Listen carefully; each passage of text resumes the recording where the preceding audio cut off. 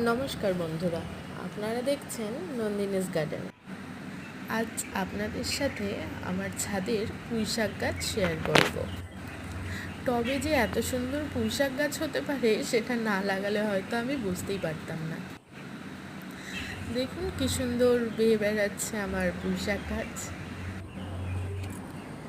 এই গাছগুলোতে খাবার বলতে আমি সব জৈব সারের ব্যবহার করেছি। এই যেমন রান্নার খোসা, পেঁয়াজের খোসা, আলুর খোসা, চা বানানোর পর অবশিষ্ট চা পাতা, আর জৈব সার হিসেবে আমি গোবর সারটাও ব্যবহার করে থাকি এই গাছগুলিতে। চলুন আপনাদের সাথে আমার আরেকটা গাছ শেয়ার করি।